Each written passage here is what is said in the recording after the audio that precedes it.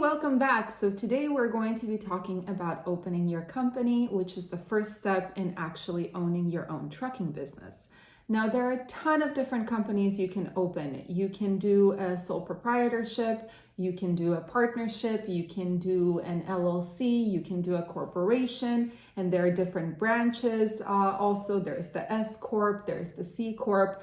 But for now, we're going to focus on the three most popular business entities, which is sole proprietorship, LLC, and corporation. And then I will teach you what you need to do in order to open an LLC, because the LLC is something that is a very popular business type, and I will explain why later on. Okay, so let's start with the sole proprietor. A sole proprietor is one of the easiest companies to form because you actually don't need many documents, you don't need an official kind of article of organization or formation of the company. It's a company where you decide that you're going to start your business, you're the sole owner, therefore sole proprietor, and you just start running your business. So in other words, you are not going to be officially registering your business as a sole proprietor, and because of that, there are no official state and federal tax filings for your business. Now, while a sole proprietorship is the easiest business to start because you really don't have to do anything, you don't have to form a company to be a sole proprietor,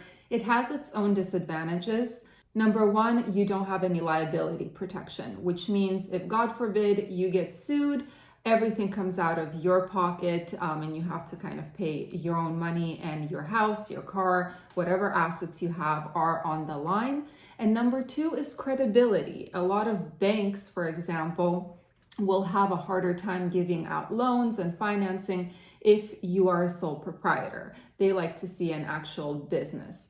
At the end of the day, though, with its advantages and disadvantages, a sole proprietor is the easiest way to start a business because you don't have many filings, you don't have to worry about annual filings, biennial filings, and you can manage your business pretty easily as a sole proprietor. So you have to decide whether it works for you or not. But now let's go to the LLC. So an LLC, or a limited liability company, is actually one of the most popular ways to start a trucking business. And it consists of one or more members or managers, which are the owners of the company, but they are called members or managers. Now, LLCs, depending on which state you open in, they have annual filing fees. For example, in California, which is not super business friendly, they have the highest annual fee, which is $800 a year. Different states have their own annual fees, and I will attach a link down below where you can see what your state's annual fee would be. Now, just like a sole proprietorship, LLC taxes will be paid on your own personal income tax. So for tax purposes, if you are a one-member LLC, which means you're the only owner, you will be treated as a sole proprietor. Now, if you have more than one member, you will be treated as a partnership for tax purposes. But the greatest thing about an LLC is the fact that there's the great liability protection. So if you have an LLC, and again, God forbid you get sued, you don't have to worry about your personal assets being on the line. Only the business assets are on the line. So there is that beautiful liability protection in an LLC, which is why it is so popular. And on top of that, an LLC is also relatively easy to manage. You do have those annual state filings. Sometimes it's called the Statement of Information filing. In California, you have to do it every 2 years. Again, it depends on the state where you open the LLC, but the management is pretty easy. It's very, very similar to a sole proprietorship. Pretty easy to manage the company if you open an LLC. Now, finally, there's a corporation, which is also, it's pretty popular in the trucking industry, but not as popular as an LLC. And a corporation, you will need articles of formation from your Secretary of State. And unlike an LLC, the owners are called shareholders. Just like an LLC, a corporation has annual tax filings and liability protection, which is awesome. But taxes can be paid in one of two ways depending on how you form your company. There's the S Corp and there's the C Corp. Now, we won't get too much into S Corp and C Corp in this video, but basically, if you have a corporation, taxes can be paid either on personal tax return or on the personal and business returns, which results in double taxation, which is why corporations are kind of iffy. But the bad part about a corporation is that there is a ton of grueling management work that has to be done there. Corporations have a very strict structure, and there have to be special meetings, managerial meetings and constant filings. So the management of the company is definitely not as easy as having an LLC or a sole proprietor. Now, the reason people, for the most part, like to go towards the LLC option is because it kind of provides the best of both worlds. So in terms of liability protection and, credibility, you're kind of like a corporation. If you have an LLC, you're a credible business and you have that liability protection. But in terms of management, it's just as easy as a sole proprietorship or a partnership. So it's kind of the best of both worlds. And that's why so many people decide to go towards the LLC option. So now what we're going to talk about is how to form an LLC.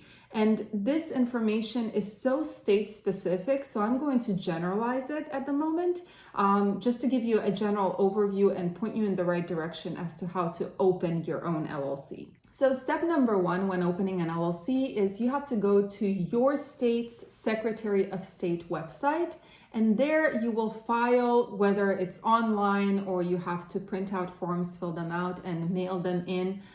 You have to file for a new LLC. You will provide the name of the LLC and your information, and then you get what is known as the Articles of Organization, which will show the date when this LLC was formed and all the information pertaining to your company.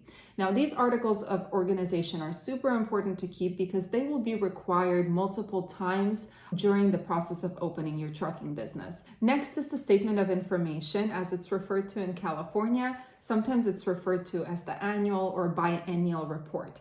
Now, this statement of information or annual report basically shows all the information about your company, who the members are, where the LLC is registered in terms of address, all of those details. They have to be updated on an annual or biennial basis, depending on the state where you formed the LLC.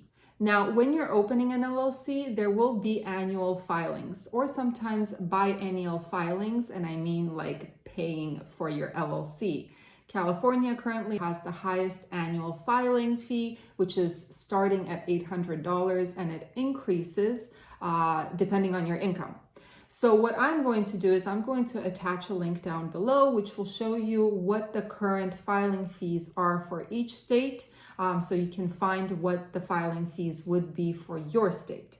And that will help you understand what you're going to have to cash out every year to keep this LLC running. Now, finally, once you get your Articles of Organization, your LLC, corporation, or even sole proprietorship, once it's all formed, you have your business, you want to get an EIN number.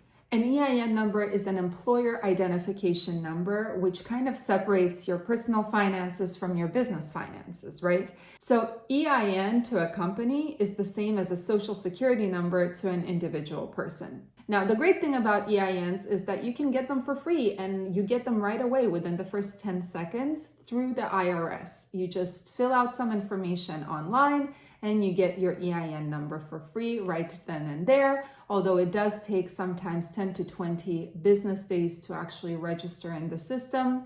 The EIN number will be used later on to continue opening your trucking company. And of course, it will be used every day when you are booking loads and when you're actually making money. Now, some businesses are not required to have an EIN, even if you're an LLC. But why would you want one? Well, the biggest reason is because if you want to open a business bank account, most banks require an employer identification number to do so.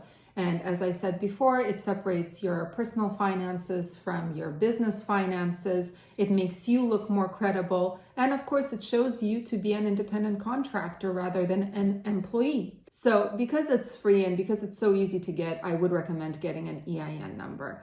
So I hope this video was helpful. We're just starting, the process of opening your trucking company, and we're going to take it step by step. So next video will be the continuation of this one. It will have nothing to do with company formation because we covered this already, but it will have everything to do with getting your MC, DOT number, and how to actually get your operating authority as an independent carrier.